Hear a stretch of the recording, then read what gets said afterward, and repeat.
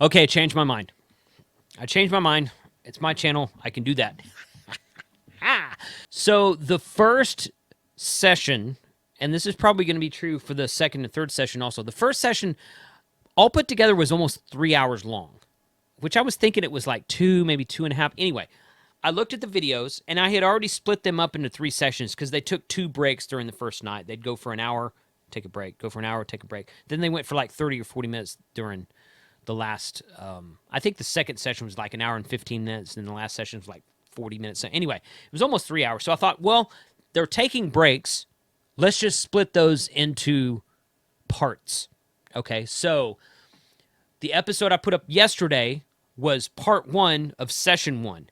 This is part 2 of session 1. So altogether, there's probably going to be somewhere in the neighborhood of 7 to 9, maybe 10 parts to the whole thing. But this will break it up easier for you guys. You'll be able to go back and watch certain parts. Instead of having a 3-hour video, you'll have like a 45-minute to a 1-hour video. You'll be able to watch it a little bit, go back to it, rewind, that kind of thing. So part 2 of session 1 starts right now.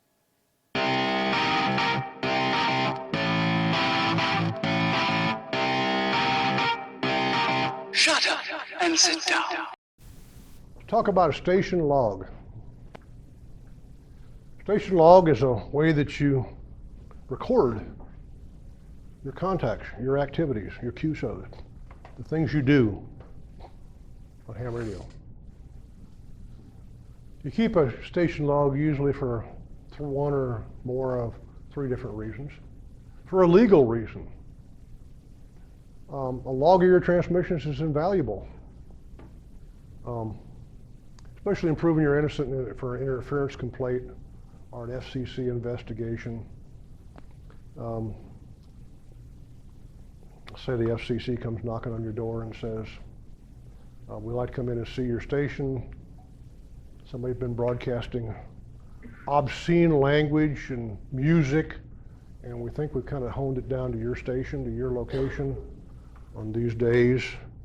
You take them in and you open up your log and say, went on the air those days. Here's the days I was on the air, I went on the air on those days. Or your neighbors complain and say, a guy up there with the tower is interfering with my television set. He's totally wiping out my TV or totally wiping out my stereo or interfering with my internet. And typically they'll call the police first, and the police, if they're smart, will tell them to call the FCC, and the FCC will come out and say, okay, well, I had these complaints on these days, and look in your log and say, well, you wasn't operating on those days. Obviously, it's not you. Okay. Operational, that's one of them. Second thing is operational. Having a log of past contacts is a nice resource. If you're going to want some QSL cards from foreign stations, or we want to do get some awards, worked all continents, worked all states, things like that. It's nice filling out that information. You can go back to your log and you can see who you contacted when. And personal, it's like a personal radio history, reminding you of the people, places you've talked to. And that you participated in, the contacts you've worked. I can remember a few years back, one evening I was talking to a guy and he said, I'm in Idaho, and he sent something about, and I thought, this sounds familiar, and I paged back through my log, and about a month before that I'd talked to him and found out he worked for a lumber company in Idaho, and his family, and I had recorded what his wife's name and kids' names were. So, we had formed a kind of relationship, and I was able to talk to him again, and we didn't have to start everything all over again. You don't have to do a log. The FCC does not require you to do a log.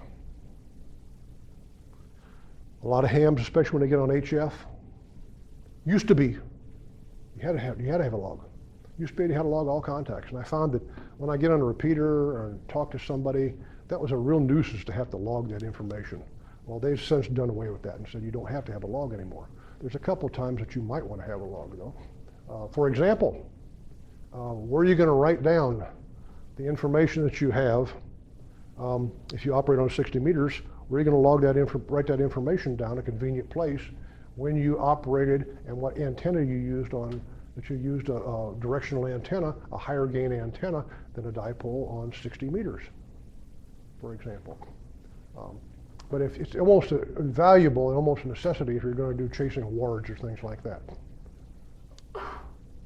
Logs typically come in 2 types. a paper log. This is the original log.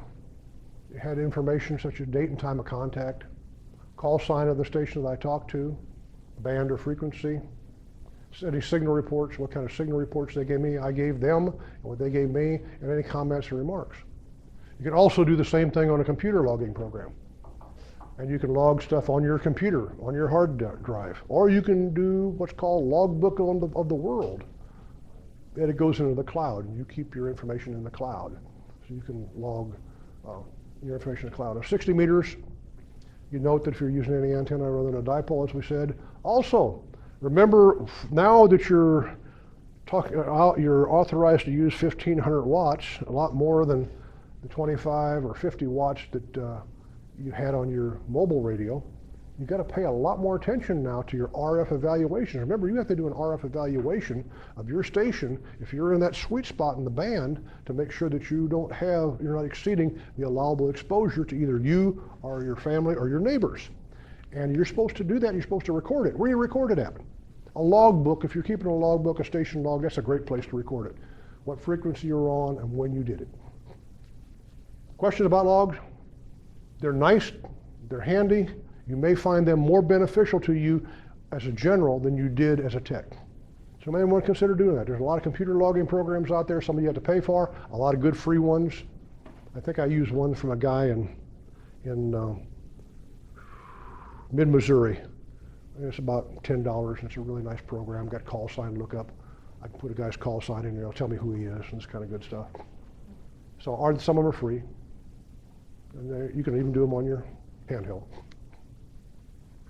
There's a thing called the Volunteer Monitoring Program. It used to be called the Official Observers Program. It's a new program kicked off by the ARRL called the Volunteer Monitoring Program.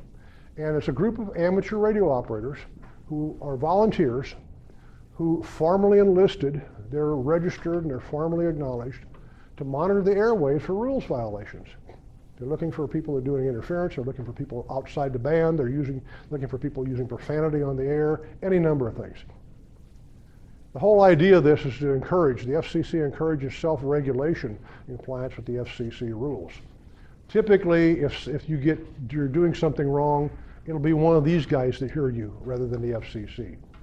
And then if it's something serious, they'll file a report with the FCC. Typically, they'll file a report with you first. They'll look up your call sign, they'll send you a little card in the mail and say, on this date, on this frequency, you are operating outside the band. Did you know that? That's all it is. They might send you a second card. They might send the third card to the FCC. How can they find you? Well, radio direction finding is one of the ways to do that. Using 2 or 3 stations with directional antennas, they can triangulate it with. There's also more exotic ones that use Doppler. They have 4 antennas, and they can find you just standing still with a Doppler. They can find the bearing to your station. Radio direction finding is a way to do that. A lot of them in practice. Hidden transmitter hunts, fox hunts they call it, good way to train. A lot of amateur radio clubs do fox hunts just for grins. Kind of helps find interfering stations. It helps find that guy whose mic button's stuck, who's sitting there in his mobile, and he sticks the mic down between the seat and the console, and keys the thing up and blocks the repeater until the repeater times out, or his radio times out, or his radio burns up, one or the other. Sometimes it helps find those stations. So hidden transmitter hunt's a good way to do that. People do that as fun. They go out on a weekend. Somebody puts a hidden transmitter someplace, and everybody tries to find it with a directional antenna. It's great fun if that's what you call fun. But it's a good way to train. If you don't like the mosquitoes to eat you up, then you probably don't want to do that. Emergency communications, not too much to say except it's number 1. It takes precedence over all other communications. Emergency communications is the most important thing that you're going to see. Emergency is a situation, officially, that poses immediate risk to health, life, or property. If you're late getting the kids to soccer, that's not an emergency.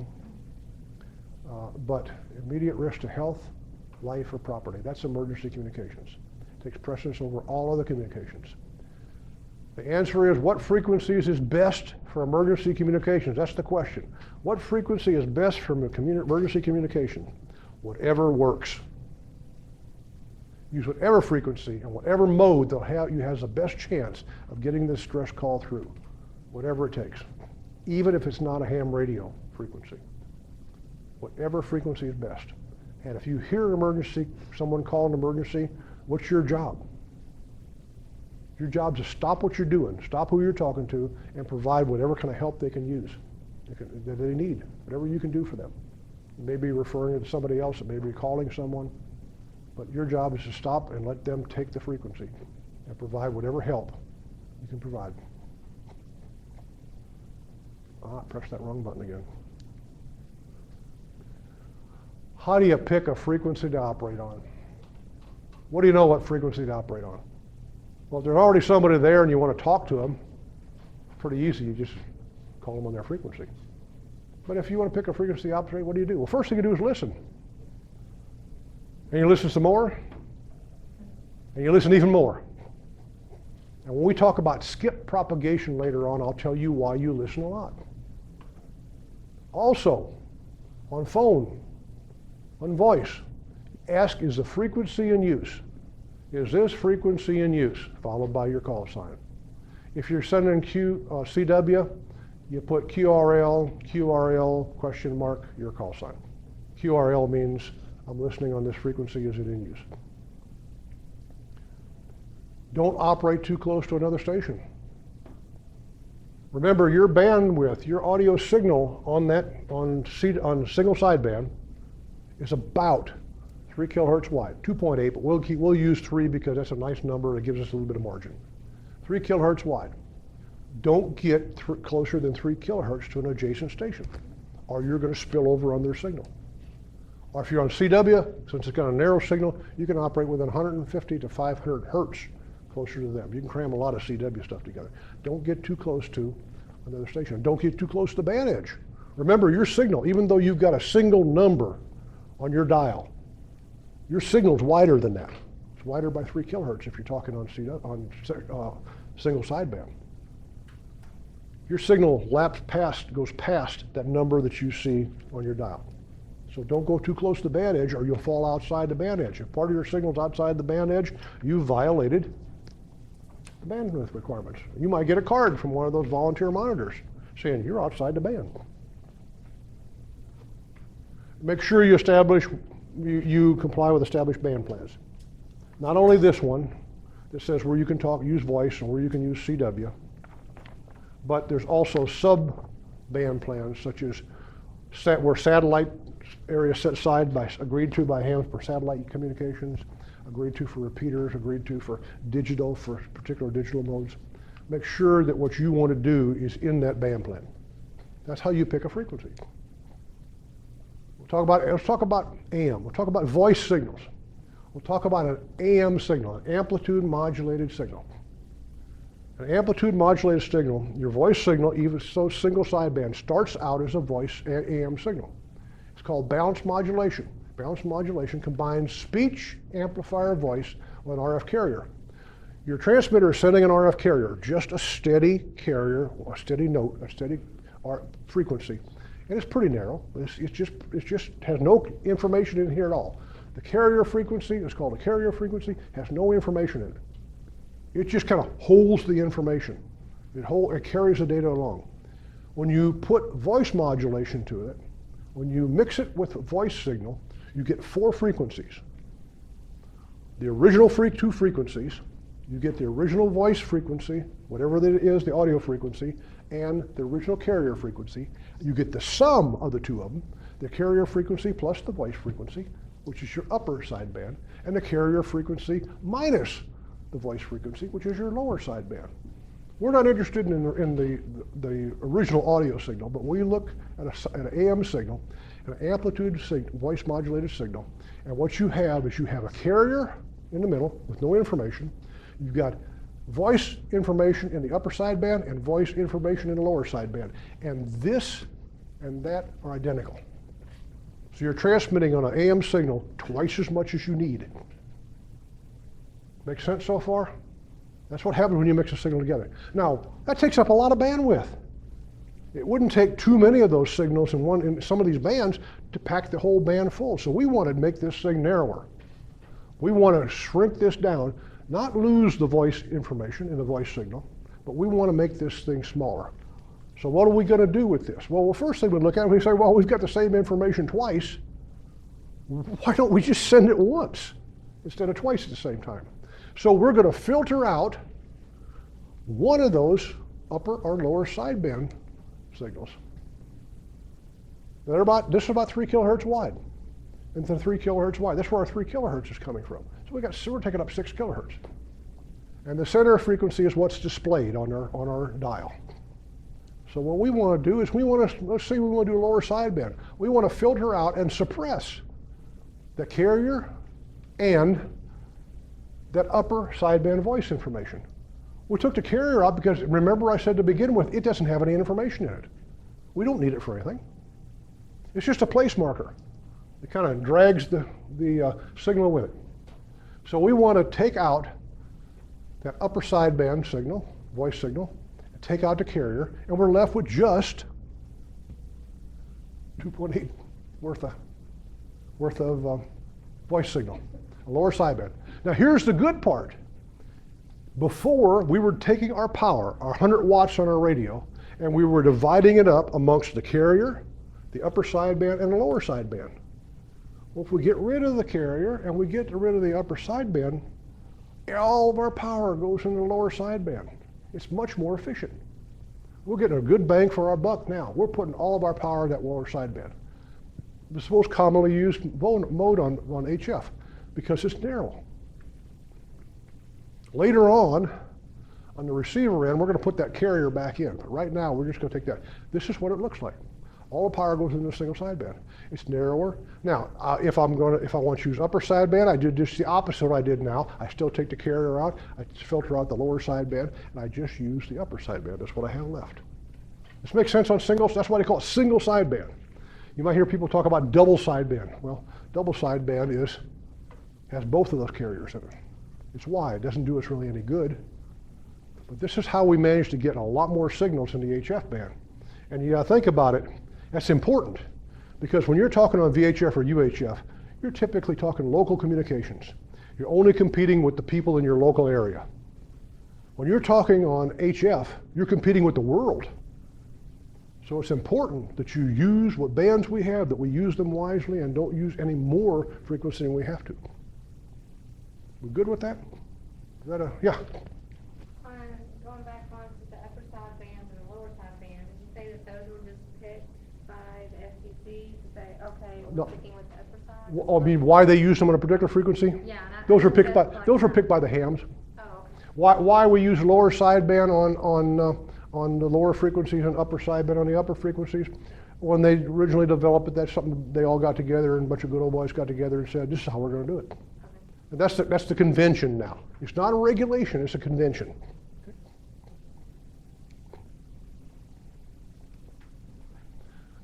So this is what we're looking at. Lower sideband, 160, 75, 80, and 40 meters uses lower sideband. Upper sideband, that's what it looks like. Carrier there and a sideband on the end of it, 60 meters, and 20 meters and above uses upper sideband. Why? What did we just say? That's current amateur practice. That's what we said they agreed we're going to do, and that's what we've been doing from now on. Let's take a look at this. Let's say I want to operate on the 40 meter band. What sideband do I use? Lower sideband, right? Okay, I use lower sideband on the 40 meters, and I want to operate at the bottom of my voice band. What frequency do I set my dial at so that I keep my entire signal within the band without falling off the bottom? Well, if you look at what we have here, I've got 3 kilohertz of bandwidth. Okay? I've got 3 kilohertz of the bandwidth here. So I've got to come up and set my dial at least 3 kilohertz above that bottom part of the band, because if I set it lower than that, some of my sideband is going to spill out. I'm going to be out of my band. I'm going to be below the 40 meter voice band. So I got to set the lowest I can operate on. If I want to go to the bottom, 7.175. So I do the math. 7.175 is the same because I'm talking about megahertz and kilohertz. I do the math. I convert my 7.175 megahertz to 7175 kilohertz. I move that decimal place over 3 places. I take 7175 kilohertz, and I got to add 3 kilohertz to it because I'm coming this way. 3 kilohertz to it, I get 7178 kilohertz, which is the same as 7.178 megahertz. So the lowest I can set on the 40 meter band for single sideband, as an example, the lowest I can set my dial frequency on my radio, even though it says 7.175, I can listen down there. If I'm going to transmit, I have to set my dial on 7.178. I got to compensate for that width of that signal. Does that make sense? And if it was 20 meter band, it'd be just the opposite. I'd be coming back down from the top.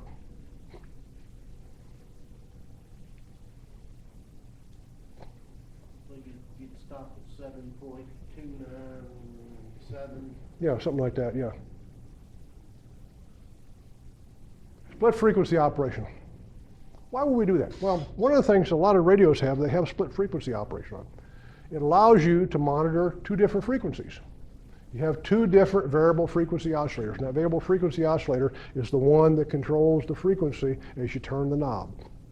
As you turn the knob, the VFO changes and it changes the frequency. This is, Kenwood has a nice display because it'll show you both frequencies on here. I can set my radio up to work on 2 frequencies at one time. I can transmit on one and listen on the other.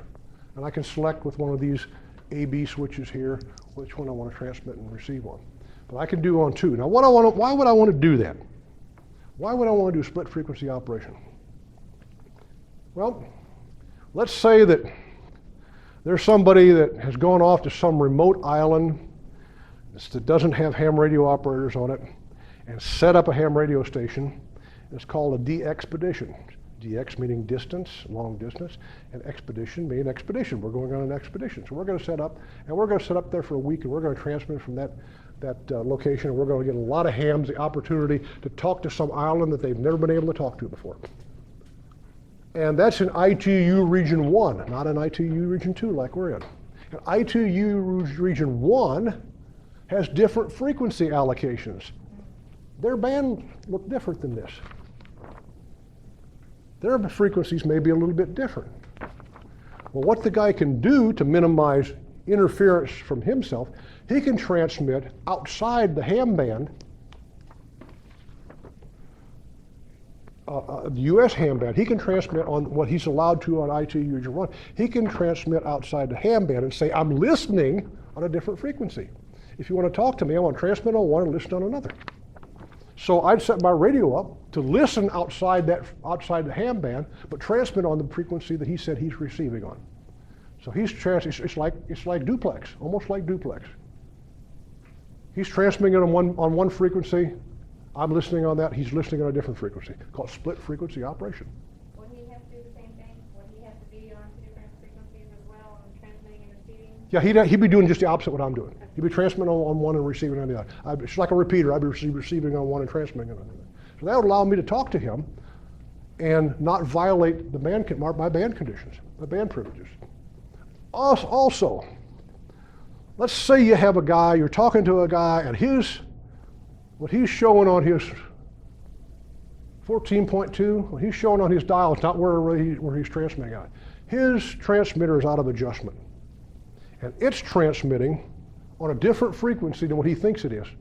Not much, off by just a little bit. Off just enough that I can't set my frequency on on what he's showing and hear him, because it's garbled. So he's off frequency. So what would I do? I'd crank my dial a little bit off and I'd transmit. Well, I'm on frequency. He hears me off frequency, so he moves his dial. Now he's off frequency again, so I move my dial. And he moves his dial. And we chase each other up and down the band because his transmit and receive frequency aren't the same. Well, I can solve that problem real quick by just doing the same thing. Listening to him on his frequency and transmitting on the one on my frequency. That's another way to do it. That's one of the reasons, a couple of reasons you might want to use split frequency operation with 2 different VFOs. Most of the time, you're going to just use one, but this is handy. A lot of them have multifunction meters. This has a nice meter that'll show you different values on the meter. You just tell it what it wants you to show, and it'll show you different values on the meter. You don't need several meters. This will show you an S meter, which is a receive signal strength, S for signal strength. It'll show you receive signal strength. It'll show you the ALC level, which is the automatic level control level, which you can adjust. It'll show you the transmitted power, and it'll show you the standing wave ratio, the reflected power, the ratio of the forward reflected power, all on one meter. Well, I didn't have to have 4 meters on my radio. I just tell it, use this meter switch, and I toggle through this meter switch here, and I tell it which one I want to see at a particular time.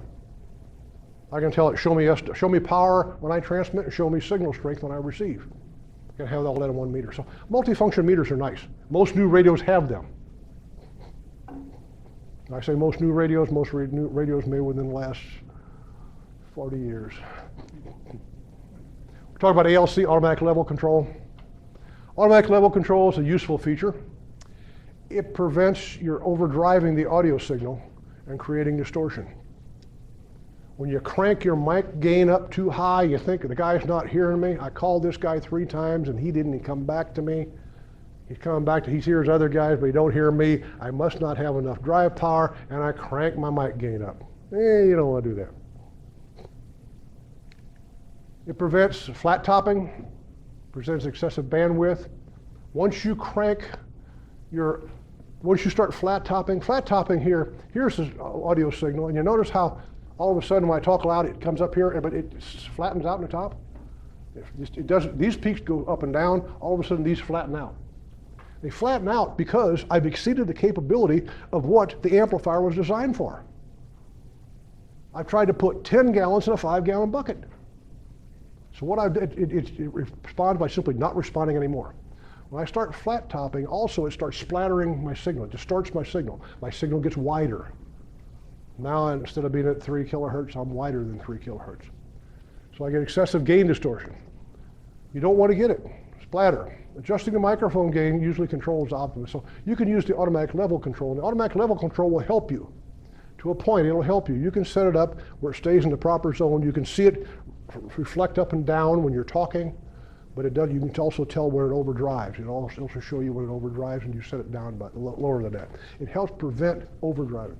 Overdriving will also, if you use an amplifier, say you get 1,500 watts, you're not going to get 1,500 watts out of your radio. You're going to have an amplifier, an RF amplifier.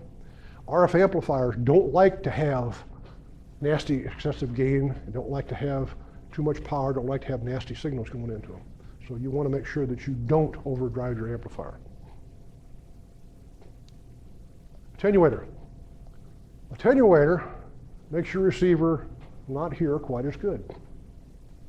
It reduces the receiver. It reduces the signal coming in. It attenuates the signal. You use it especially if you've got strong overload. So you got it. Just say you're got a neighbor down the street that's running 1,500 watts on 20 meter band, and he's operating fairly close to you. He can overload your radio pretty easily. But you can press the attenuator button, and that'll make your radio not hear quite as well. Now that's not bad. Sometimes when you've got your attenuator off, and you've got your audio cranked up, and you're listening and the band's really noisy, there's a lot of background noise, there's a lot of interference, there's a lot of static, a lot of other signals, and you're having trouble picking your signal out of there. Sometimes simply pressing the attenuator will lower the level of the signal coming into your radio. It also lowers the level of the noise coming into your radio. And sometimes pressing the attenuator will allow you to hear that signal that you couldn't hear better. So it's not always a bad thing. You're not giving a lot up sometimes. The band's pretty noisy right now, and I'm running my radio with my attenuator on. I've got digital signal processing, I've got all sorts of stuff in there, but I'm running with the attenuator on because I want to keep the background level lower. My radio shows a display of the frequency of the spectrum, and I can see that background noise just disappear when I do that, without really adversely affecting the signal. Odds are good. If the signal's so weak I can't hardly hear him, odds are good he's not going to hear me either. So I probably won't bother working him, unless he's a really rare station that I want. S meter. That indicates the relative strength of the received signal. It's all relative. It's a relative signal. But you know, an S-meter, sometimes you'll give that information to people if they ask for a signal report. It's calibrated 0 to 9, and then it's calibrated in decibels over 9. For example, a 20 dB signal over S9, remember, if you remember back when we talked about decibels from your technician, 20 dB is 100 times the gain. 20 dB is 100 times the gain. So a 20 dB signal over S9 is 100 times greater than an S9 signal. And an S9 is just relative. Your signal, your S meter may read different than somebody else's S meter. You just have to kind of learn to recognize your S meter and learn that's a loud signal or that's not a loud signal. That's because these audio signals are not not linear, they're logarithmic. Perception to your ear is logarithmic. Notch filter. Notch filter is pretty deep.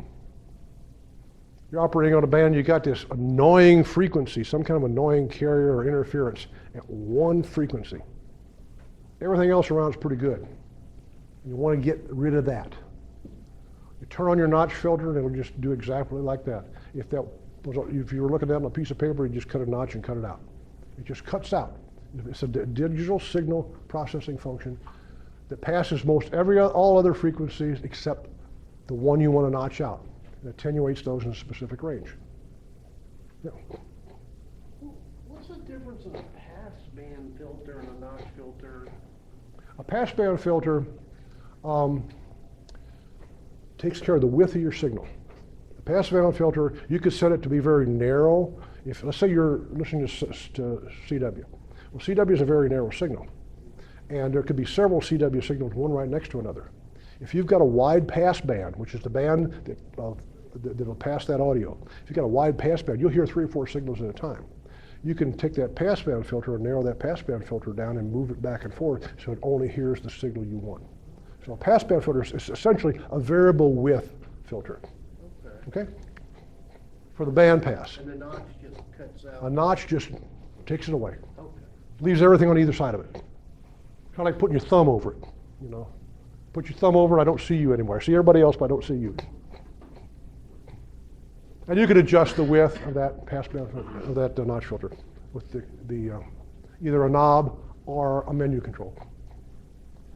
Let's talk about digital signal processing. We've mentioned it a little bit before. Let's talk about digital signal processing. It's great. It's great. I have old radios that don't have digital signal processing, and I have new ones that have really good digital signal processing. It makes all the difference in the world. Without digital signal processing, I take what I get. Whatever I hear, that's what I hear. I can't do anything about it. I may be able to notch something out. I may have a noise blanket that'll take out some pulses and stuff like that, but I take what I get. Digital signal processing lets me tailor that signal. Lets me manipulate it. Lets me do stuff with it. And what it does is it takes an analog signal, which the signal you're receiving is analog. It takes an analog signal, it processes it, and puts it back out in analog. So what happens, it starts off with your audio coming in. Your audio comes into an analog to digital converter. Computer can't work very well with analog data because it's digital. So you take your analog data into the analog digital computer.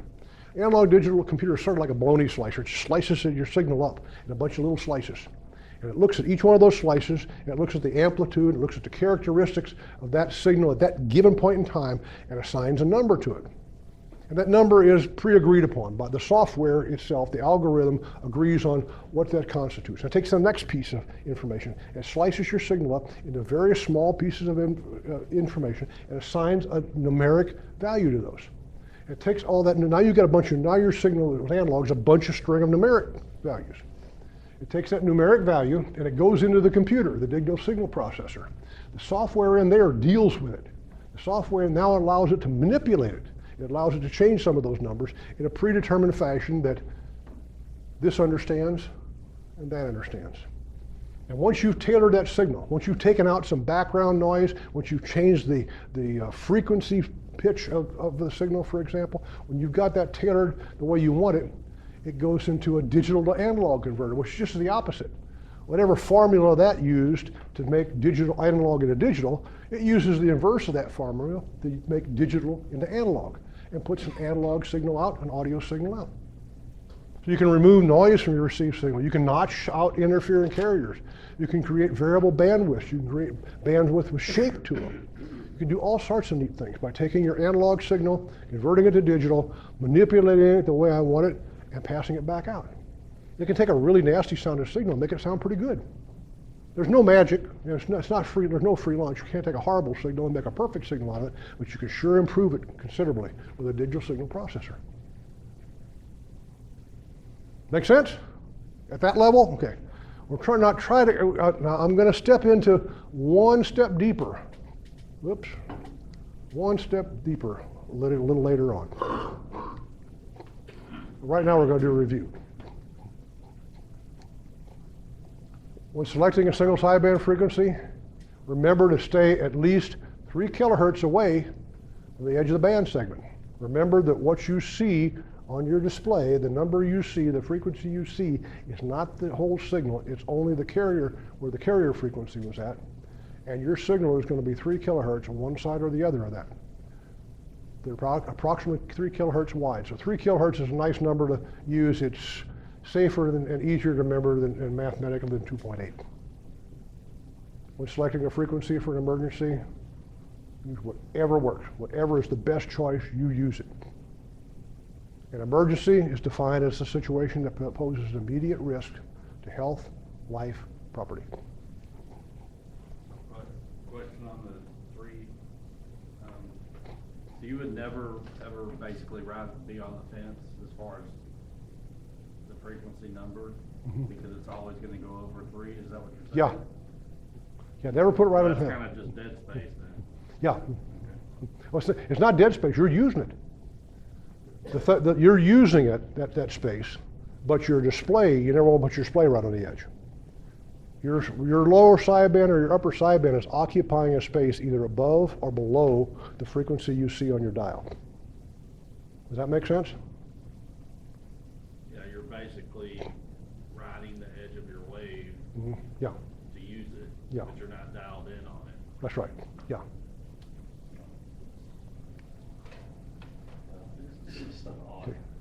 Yeah, you didn't realize you didn't take in consideration that your signal has width. Of course, you got single sideband. Here you all used to using FM, which is about that wide. That's one of the reasons we don't use FM below 10 meters, because the bands are too narrow for that. Okay, your attenuator reduces the strength of the incoming signal. That's to your benefit. A notch filter reduces the interface in the pass band in a particular area. Split frequency function permits monitoring 2 different frequencies, or operating on one frequency and listening or talking on one frequency and listening on the other. And an S meter, the S means signal strength. It displays the relative signal strength. The automatic level control, you can set that to help keep from over-modulating your signal, overdriving the audio and creating distortion. It's typically set, the mic gains typically would adjust that. And your 2-meter radios, your UFS radios, the stuff that you use for strictly for FM, you don't see a mic control, a mic gain control. When you get into your HF multiband radios, you'll see a mic control, mic gain control. Too much gain causes splatter, flat topping, excessive bandwidth, distortion. Later on, we'll show you a graphic display of a frequency, and we'll show you the difference on that between a properly modulated signal and an overmodulated signal. Questions?